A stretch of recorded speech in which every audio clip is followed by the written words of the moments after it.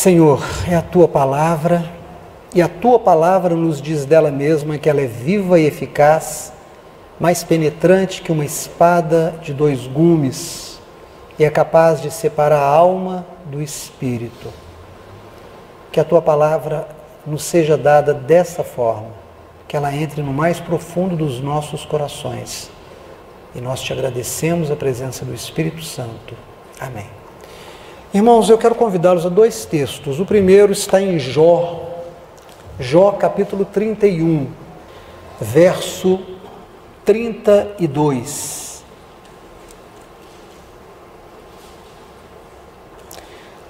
O estrangeiro não passava a noite na rua, as minhas portas abria ao viajante.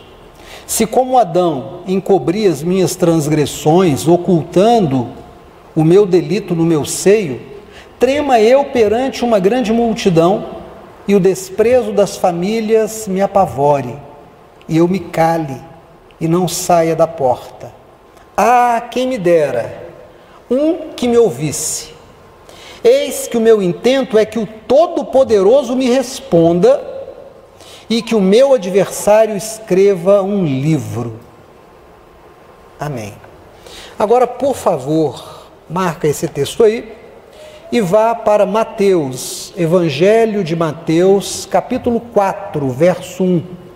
Então foi conduzido Jesus pelo Espírito Santo ao deserto para ser tentado pelo diabo. E tendo jejuado 40 dias e 40 noites, teve fome.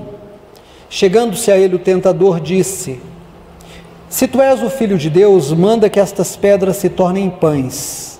Ele, porém, respondendo, disse: Está escrito, não só de pão viverá o homem, mas de toda palavra que sai da boca de Deus. Então o diabo transportou a cidade santa, Jerusalém, e o colocou sobre o pináculo do templo. E disse-lhe: Se tu és o Filho de Deus, lança-te daqui abaixo, porque está escrito: Aos teus anjos dará ordens a teu respeito, tomar-te-ão nas mãos para que nunca tropeces em alguma pedra. Disse-lhe Jesus: Também está escrito: Não tentarás o Senhor teu Deus. Novamente o transportou o diabo a um monte muito alto e mostrou-lhe todos os reinos do mundo e a glória deles. E disse-lhe: Tudo isto te darei, se prostrado me adorares.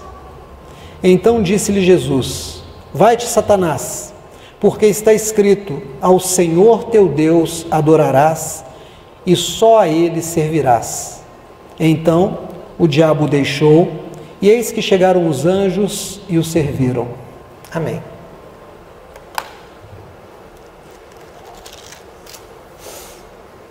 Irmãos,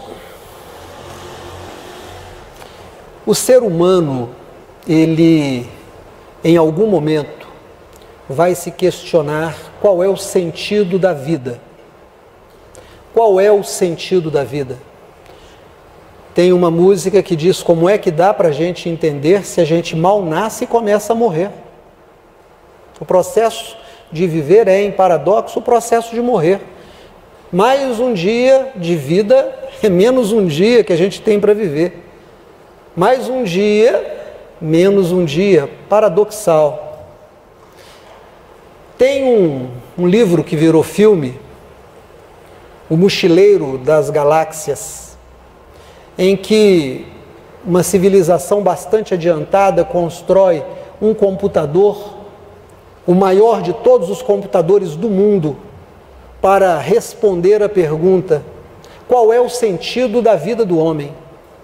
Porque você nasce, cresce, trabalha, come para trabalhar, trabalha para comprar comida, come, trabalha de novo, e no final das contas morre.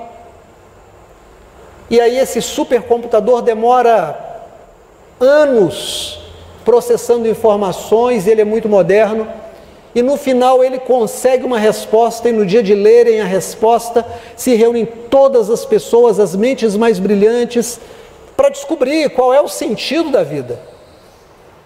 Qual é o sentido da vida? E aí quando eles perguntam ao computador, ele diz 42. E as pessoas ficam em silêncio esperando que venha mais alguma coisa. E aí acham que não entenderam e perguntam de novo qual é o sentido da vida. Ele diz 42. 42 o quê? Não, é só isso, é 42. O sentido da existência do ser humano é 42. A pessoa fala, mas não faz sentido essa resposta. Ela não liga nada a nada. E aí o computador diz, a resposta não está errada. Está errada é a pergunta. Quando você faz a pergunta errada, você tem a resposta errada. Procurar o sentido no lugar errado a gente não acha. Não dá. Porque o ser humano não consegue achar nada que satisfaça a sua vontade, o seu desejo de ser pleno, de ser completo, de achar para si uma razão de existir. Você acha que a sua razão de existir é amar alguém, mas esse alguém se transforma, deixa de ser alguém que você conhece, muda, você muda. Você acha que vai ser criar filhos e que os filhos estarão sempre com você, não há nenhuma garantia, eles saem, mudam, morrem, se casam, vão embora. A força vai embora, a beleza vai embora, você acumula dinheiro e no final das contas fica preocupado em que alguém possa te roubar. Você não dorme, você acumula bens e de repente se percebe escravo dos seus bens porque você tem que cuidar das coisas que tem. E você diz, não é possível que eu acordo para cuidar de coisas, que eu acordo para ficar preocupado com bens, com dinheiro, não é possível que eu vivo para me devotar a alguém e esse alguém por alguma razão pode ir embora. Não é possível, eu não acho nenhuma razão. Aqueles que têm uma experiência sobrenatural, a gente que tem uma experiência sobrenatural e que consegue achar um sentido para a vida, quando entendem que a vida não é o que a gente vê, quando entendem que a vida não é o que a gente toca, o que a gente cheira, o que a gente come, o que a gente ouve, quando entendem que a vida verdadeira transcende, ultrapassa essa existência, que ela é eterna e que a eternidade é um ser. A eternidade não é um tempo e não é um lugar, mas é o próprio ser, criador de todas as coisas. Então o sentido está em nos ligarmos a Ele, acharmos aquela ligação que nos completa, que não pode ser tirada, que não pode ser envelhecida, que não pode ser roubada. Há um livro que é o livro de Jó, e o livro de Jó é conhecido pela história de Jó. Mas a história de Jó é conhecida apenas por alguns fatos. Jó alcançou de Deus um testemunho de ser íntegro. Íntegro. Deus diz isso dele. Deus chama o diabo e diz, você viu meu servo Jó? Homem íntegro, não tem outro como ele na terra, íntegro e inteiro. O diabo vira e diz, como é que ele não vai ser íntegro? O Senhor o cercou de bens. Tudo que ele faz, o Senhor prospera. Filhos lindos, filhas lindas, sadias, sadios, uma esposa maravilhosa, um homem muito rico, está com a saúde perfeita, ele é homenageado pelos seus vizinhos, ele é estimado pelos principais da cidade, ele tem que te amar mesmo, o Senhor o favoreceu com tudo, mas se o Senhor o provar e tirar dele as coisas, ele vai te negar. O diabo recebe de Deus autorização para testar o Jó, tira tudo dele. Jó permanece na sua integridade, Deus cutuca o diabo de novo. Essa é a parte que todo mundo conhece da história de Jó. Viu meu servo Jó? Mesmo você tirando tudo dele, ele ainda se mantém íntegro, fiel a mim. E o diabo diz, não é de estranhar, pele por pele, tudo o homem dará por sua saúde. Deixa o homem ficar doente, deixa a pessoa ficar doente, toca no corpo dele, tira a saúde, ameaça com a morte, e o Senhor vai ver que ele cospe na tua cara. E Deus diz, vai lá e toca. E o diabo toca nele e coloca um câncer que vai do alto da cabeça, uma ferida direta, uma podridão que vai até a planta dos pés. A Bíblia diz que de longe o hálito de Jó fazia as pessoas se enojarem dele. Em algum momento ele senta, pega um caco de cerâmica e vai tirando o pus das feridas. A mulher dele, enlouquecida, diz, amaldiçoa Deus e morre, Deus esqueceu de você. E ele se mantém na integridade. Mas o interessante é que Deus não retira dele a enfermidade. A Bíblia não diz que o diabo ficou tentando, que o diabo ficou ao lado dele, mas a ferida, a doença continua. E quando chega no capítulo 31 que nós lemos onde o Jó diz assim: o estrangeiro, o viajante, eu não deixei dormir na rua, eu coloquei dentro da minha casa. Mas antes disso ele descreve a bondade dele. Ele diz: eu não sei por que tanta tragédia me aconteceu. Perdi meus 10 filhos, perdi minha esposa, perdi minha saúde, perdi meus bens, perdi tudo. Estou aqui sentado com amigos que me acusam. Como? O que vocês viram em mim? O que Deus viu em mim? O que eu fiz? Eu sou um homem bom.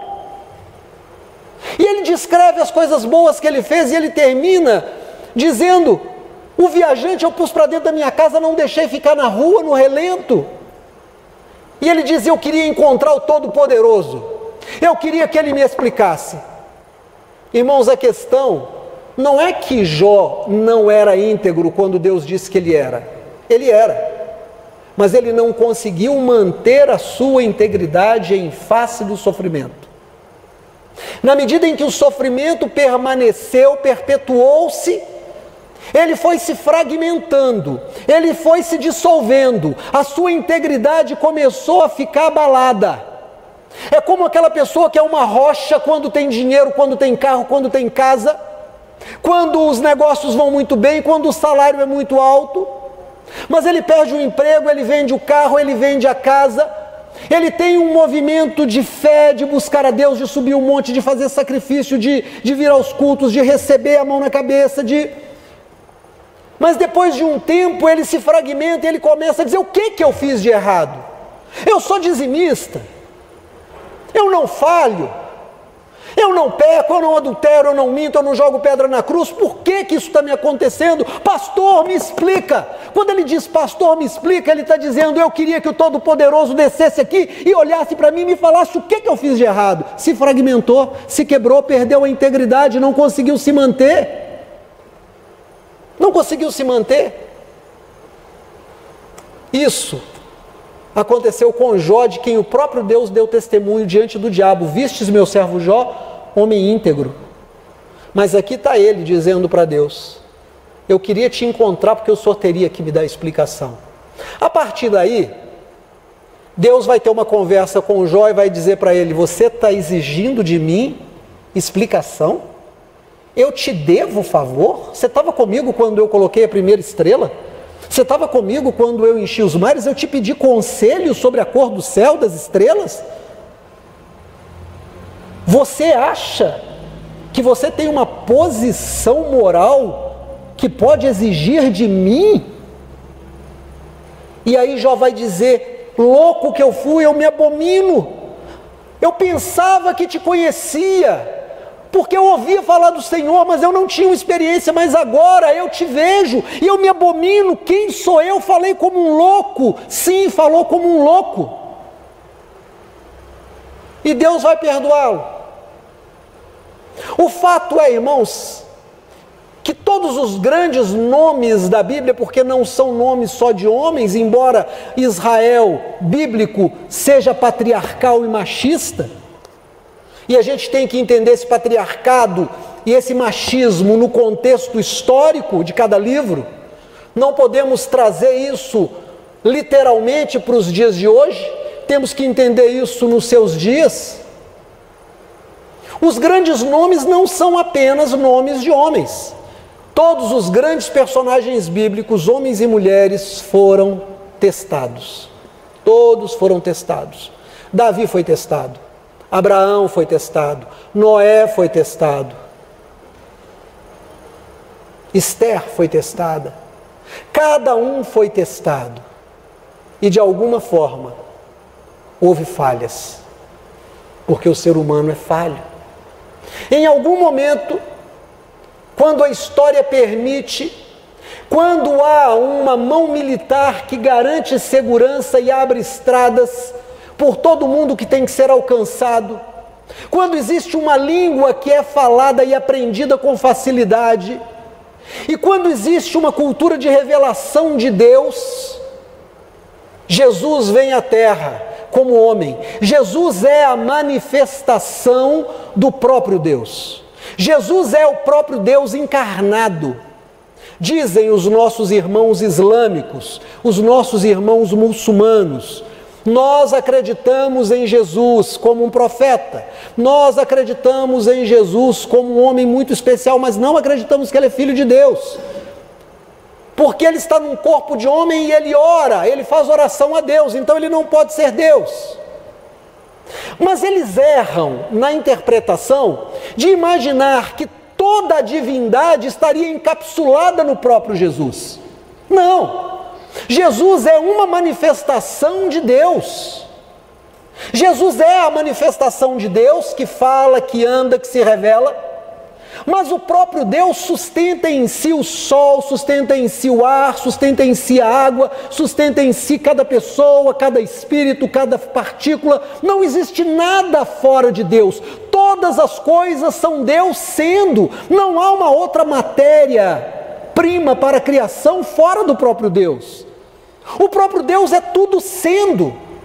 Mas ele não dá o seu caráter personal, ele não dá a sua personalidade apresentável a nenhuma outra das suas criações ou das suas criaturas. Somente se revela plenamente em Jesus. Então ele é Deus, mas ele é perfeitamente homem.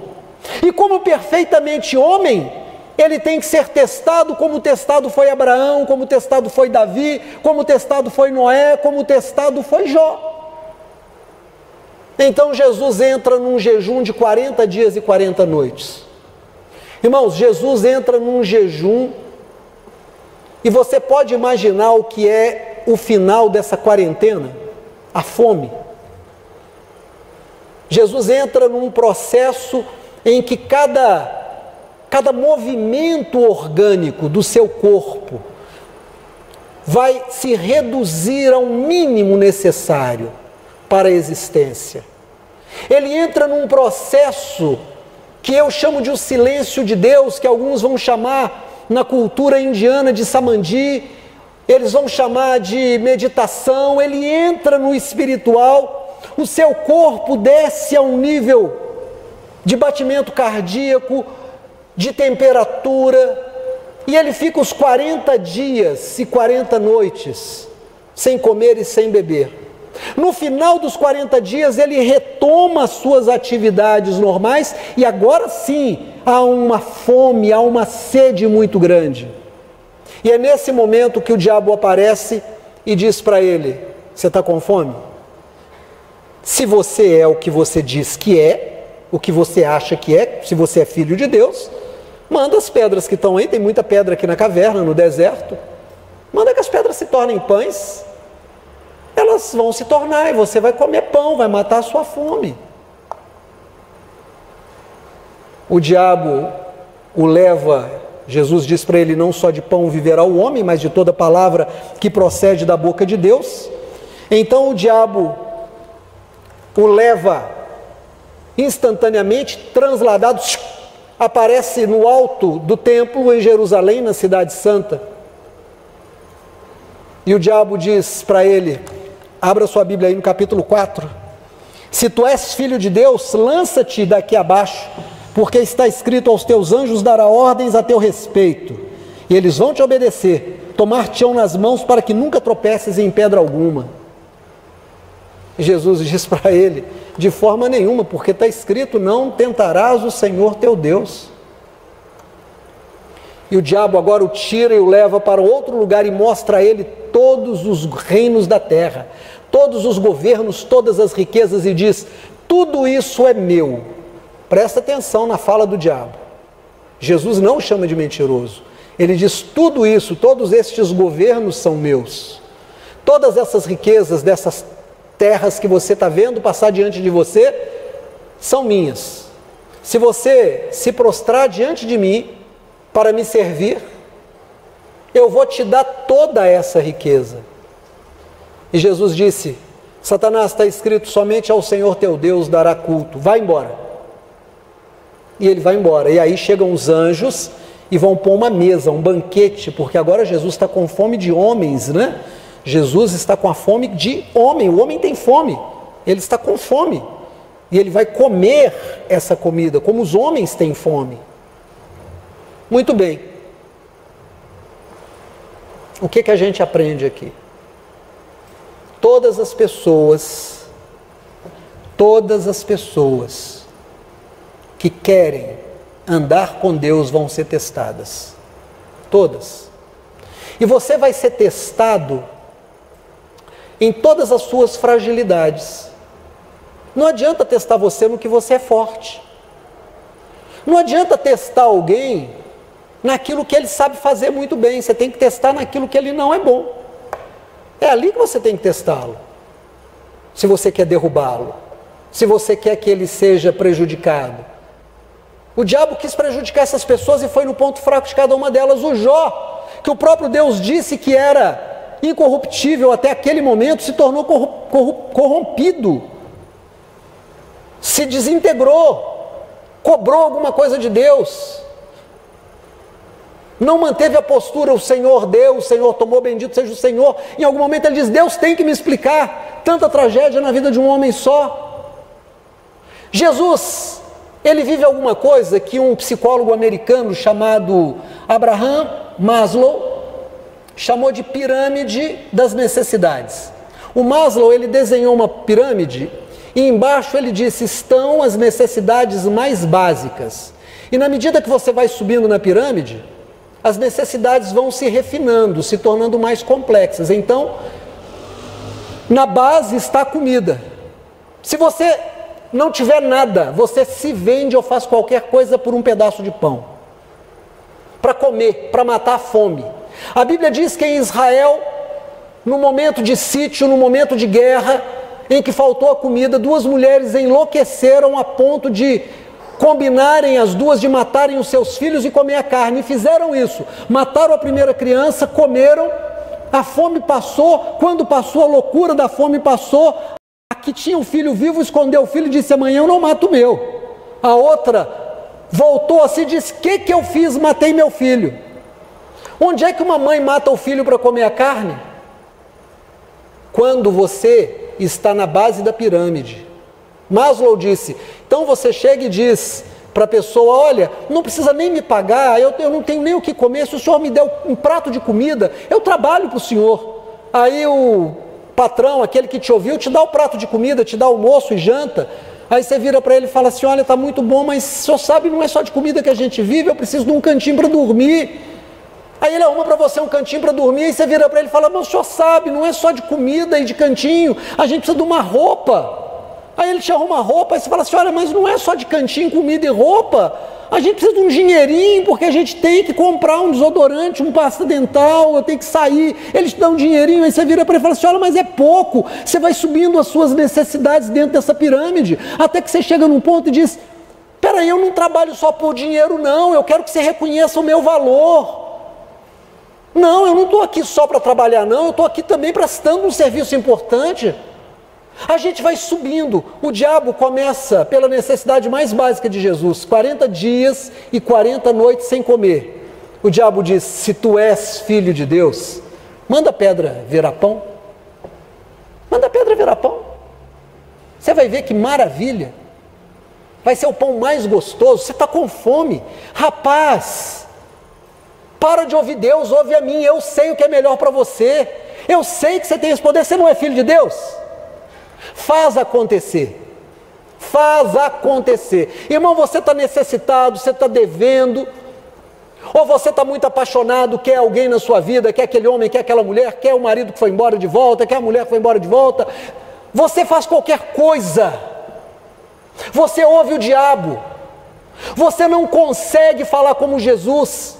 Não só dessas coisas vive o homem, mas daquilo que Deus diz, a minha vida não é pão, a minha vida não é casa, a minha vida não é carro, a minha vida não é marido, a minha vida não é noiva, não é noivo, não é namorado, não é estudo, a minha vida é aquilo que Deus diz, não só de pão viverá o homem, não só de carro viverá o homem, não só de salário viverá o homem vive daquilo que Deus diz. Não dá para dizer que a razão de existir é comer, o homem precisa de um sentido na vida. Aquele computador disse, vocês estão fazendo a pergunta errada, a resposta está certa. O sentido da vida é 42. Mas nós não entendemos porque vocês estão fazendo a pergunta errada. Se você quer ser uma mulher de Deus, quer ser um homem de Deus, comece a fazer a pergunta certa. Não pergunte qual é o sentido da sua vida. Pergunte qual é o sentido de Deus ter criado você. Essa é a pergunta certa. Não pergunte para que eu sirvo. Pergunte, Deus, para que é que o Senhor me criou? Como é que eu vou te servir? Porque não tem sentido acordar, trabalhar, cansar, comer, dormir. No outro dia eu acordo e faço tudo de novo durante 60 anos e depois morro. Não tem sentido ter filhos, ver filho sofrer, ver filho casar, ver filho ir embora. Não tem sentido a gente ser jovem, ser bonito, ser forte, envelhecer, adoecer, ficar feio e morrer. Mas quando você faz a pergunta certa e diz, Deus, para que é que o Senhor me criou? Não só de pão viverá o homem, não só de marido viverá a mulher, não só de esposa viverá o homem, não só de emprego viverá o homem, não só de dinheiro viverá a pessoa, mas daquilo que sai da boca de Deus. E para eu ouvir o que Deus tem que falar para mim, o que Ele espera de mim, eu preciso ler as Escrituras, eu preciso entender a voz de Deus, que vem por muitas bocas. Deus fala pela natureza, Deus fala pelo cosmos, Deus fala pelo outro, Deus fala por todas as coisas. Eu preciso saber distinguir a voz de Deus. Eu preciso estar com o meu coração aberto para ouvir a voz de Deus. Jesus nos ensina isso. Mas o diabo diz, tá, então você venceu, necessidade básica você passou. Levou para o alto do templo. Não levou para a torre da prefeitura. Não levou para a sede do governo do estado. Não levou para o quartel da guarda romana. Levou para o pináculo do templo. O lugar onde as pessoas religiosas estavam. E o Jesus foi desafiado, se lança daqui.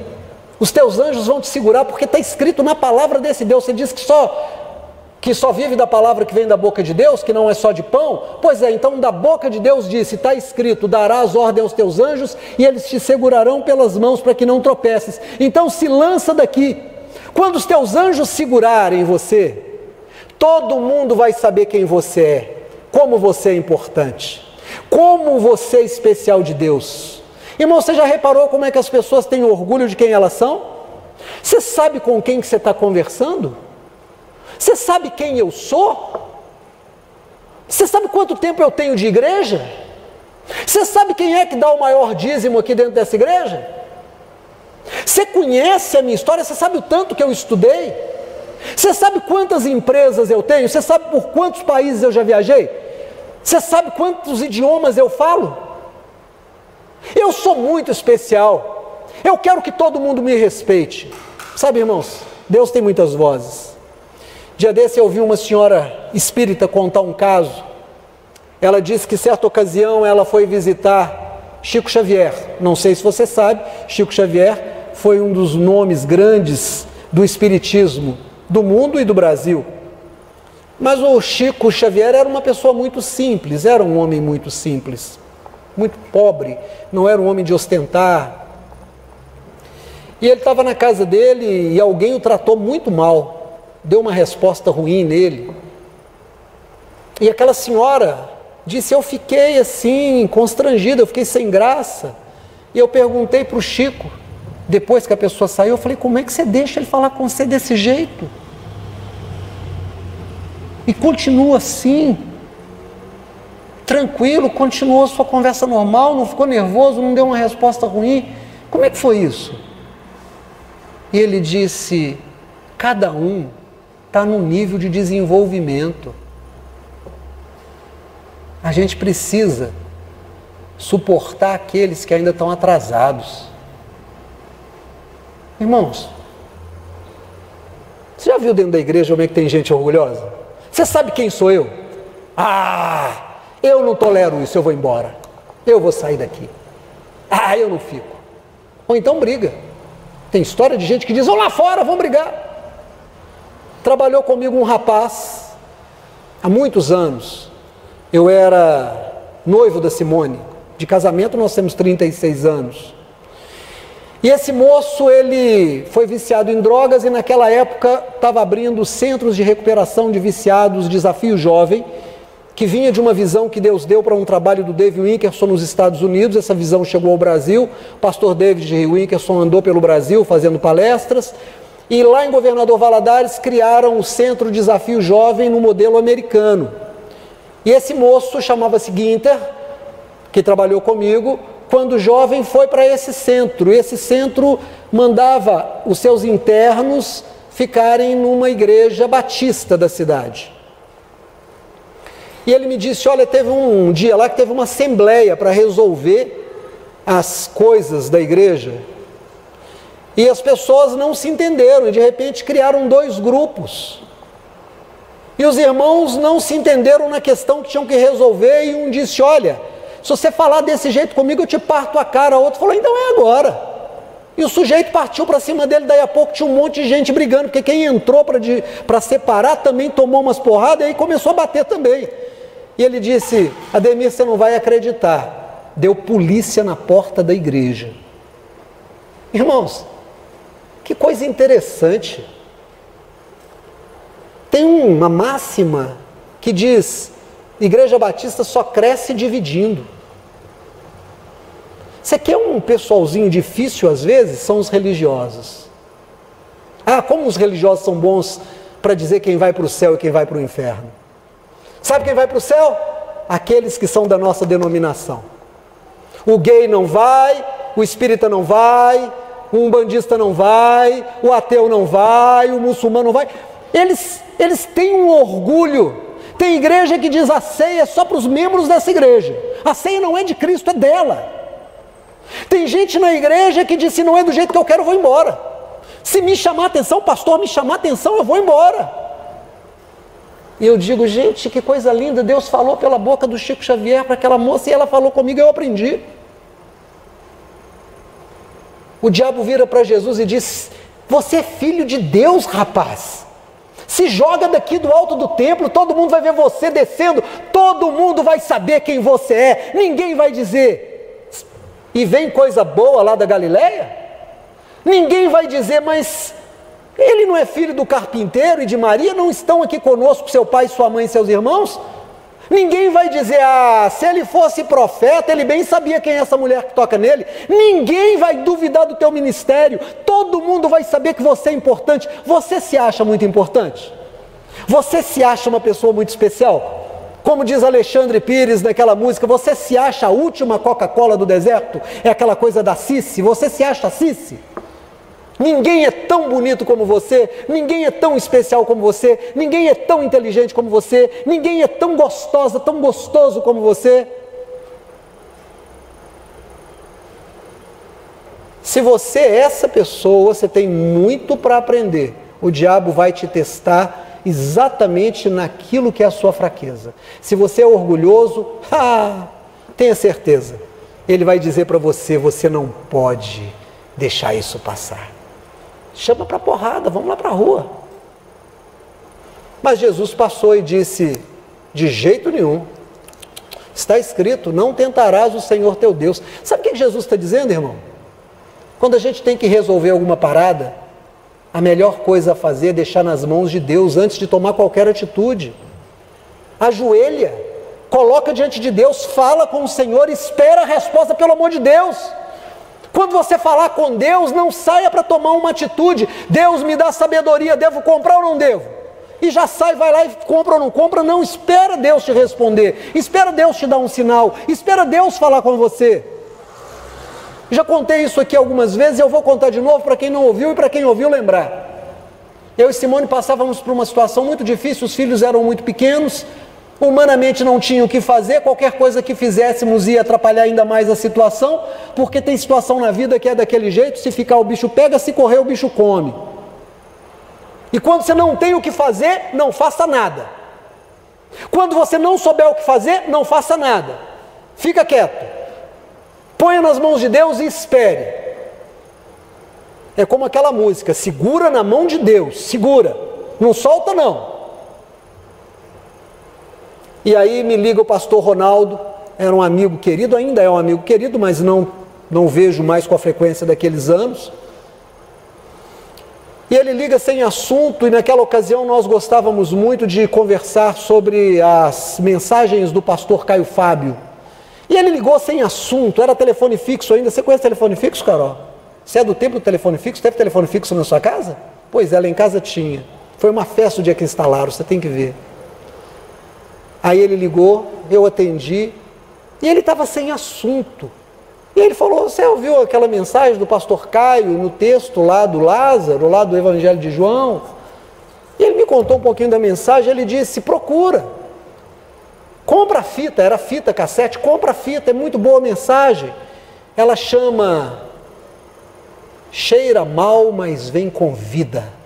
O nome da mensagem é Cheira Mal, mas Vem com Vida. Irmão, quando ele falou aquilo, ele estava sendo usado por Deus e não sabia, ele ligou, e a falta de assunto dele era só para ele dizer isso, era um recado de Deus, era uma das bocas de Deus, Deus dizendo, Ademir, avisa para Simone que a situação está fedendo, cheira mal, mas o que vem de lá vem com vida, porque vocês puseram na minha mão, e eu não sou o homem que mente, eu quando digo que vou fazer, eu faço, eu não sou o filho do homem que se arrepende, quando eu prometo, eu cumpro, então fica na fé. E aí eu desliguei e falei, Simone, o Ronaldo ligou, Ronaldo da Marisa ligou, sem assunto nenhum, só para dizer, cheira mal, mas vem com vida. Ela falou, ô glória, Deus falou comigo. E eu falei, falou comigo também.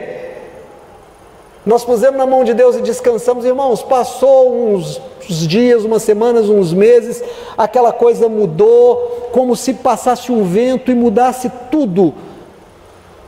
E o que era ruim não virou nem lembrança e ficou uma coisa boa. É isso que Jesus está dizendo. Somente ao Senhor você vai pedir. Somente ao Senhor você vai buscar. Somente da palavra do Senhor você vai comer, você vai viver. O diabo não está satisfeito e disse, bom, peraí. Eu já falei com Deus na cara dele, que o Jó só o servia porque ele tinha abençoado a vida financeira do Jó. Então, peraí, Jesus abriu o mundo espiritual, mostrou todos os reinos da terra e diz, todos os reinos da terra e todas as riquezas são minhas, eu vou te dar, você vai ficar muito rico. Você vai ficar muito rico.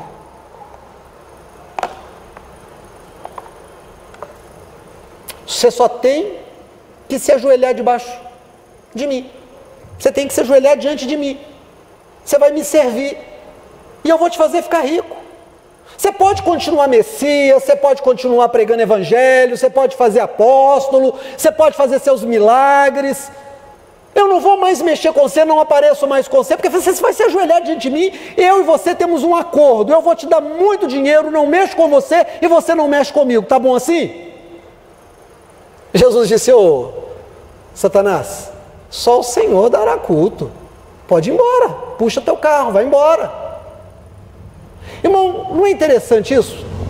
Eu tenho uma menina que é minha amiga, foi minha paciente, fiz o casamento dela, e ela virou muito amiga minha, ela anda de bicicleta, e hoje à tarde nós saímos para pedalar, terminamos o pedal agora, saindo daqui era 4 horas da tarde, e aí, rodando ali em volta da Pampulha, ela disse assim, eu estou querendo fazer um retiro lá na Bahia. Falei, onde? Ela falou, instituição tal, quero ficar lá 1 mês de retiro. Eu falei para ela, olha, quanto mais espiritual você ficar, mais preocupada com os pobres e miseráveis você vai ficar também. É impossível você se espiritualizar e não se importar com os pobres.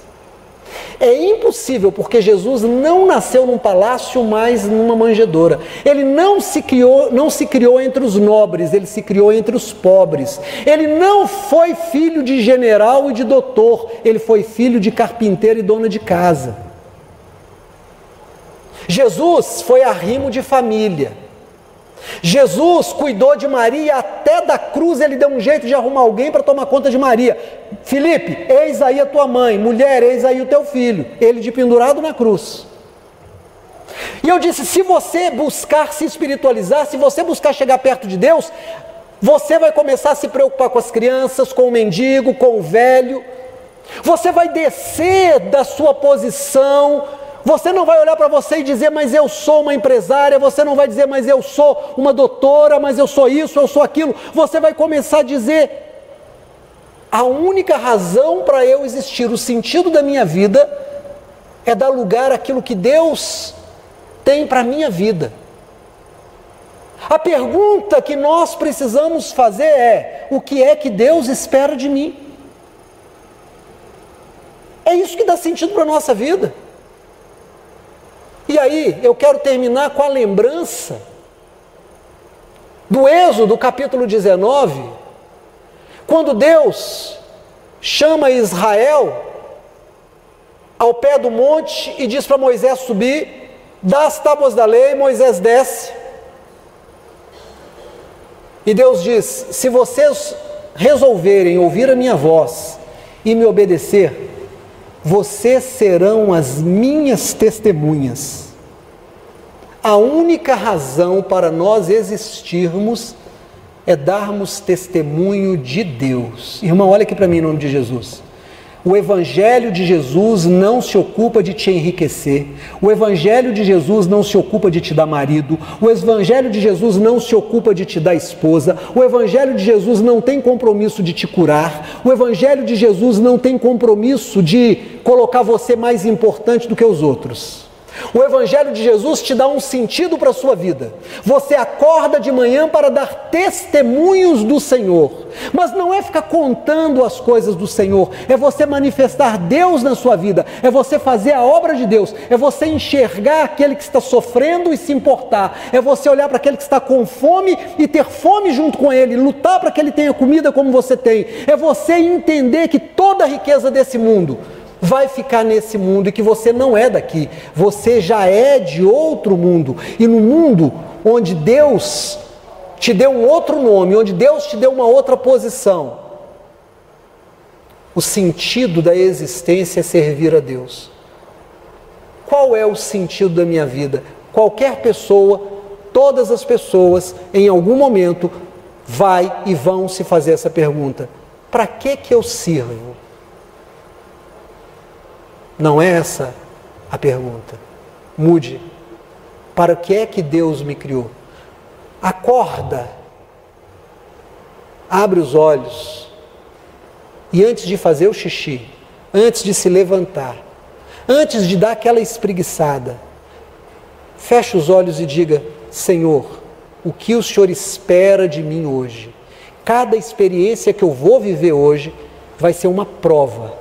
Eu sei que eu vou ser provado pela fome, eu vou ser provado por um desafio, eu sei que alguém vai me tratar mal, eu sei que alguém vai me roubar, talvez alguém venha me trair, pior, talvez alguém diga: você vai ganhar muito dinheiro, olha, você é filho de Deus, você tem poder, você vai ficar livre da doença. Diga: Deus, o Senhor me criou para quê? Eu vou ser feliz fazendo aquilo que o Senhor espera de mim. E no final do dia, quando você for deitar, diga: Deus, se eu não fui aquilo para que o Senhor me fez hoje, se eu me perdi no meu egoísmo, se eu olhei para mim e me vi muito além daquilo que eu sou, se eu não suportei o atraso do outro, se aquele que me tratou mal, eu rompi com ele, se aquele que ficou me devendo, eu rompi com ele, se aquele que me traiu, eu rompi com ele, se aquele que me magoou, eu rompi com ele, me perdoe, porque eu não entendi que era uma prova e eu falhei. Mas se nessa noite você disser: alguém me tratou mal, eu baixei a minha cabeça e deixei passar. Alguém me roubou e eu não amaldiçoei, porque eu sei que antes de ser meu, isso era do Senhor. Eu estou deitando e Deus está zelando por mim. Você vai dizer: eu servi a Deus. Amém, irmão? E aí toda a obra de Deus vai se cumprir na sua vida. E naquele derradeiro momento, no último momento, quando a morte te tomar pela mão e você estiver saindo do seu corpo, porque isso acontece, em algum momento nós vamos sair dos nossos corpos. E você vai olhar para o anjo da morte, que não é feio, que não é uma caveira, mas é um mensageiro do Senhor. E você vai dizer: obrigado, Senhor, por cada prova que eu passei. Obrigado, Senhor, porque em algum momento eu entendi que cada vez que eu gritei, cada vez que eu berrei, cada vez que eu ameacei, cada vez que eu rompi com alguém, cada vez que eu guardei a mágoa, eu falhei, mas o Senhor me despertou e eu entendi que era só uma prova. E aí faça como o Chico fez, dê um sorriso, deixe passar e diga: cada um tem o seu nível de desenvolvimento. Uns estão mais atrasados, outros estão mais evoluídos. Por isso que cada experiência é diferente na vida de cada pessoa. Ela é customizada, conforme o nosso desenvolvimento espiritual. Vamos ficar de pé, em nome de Jesus?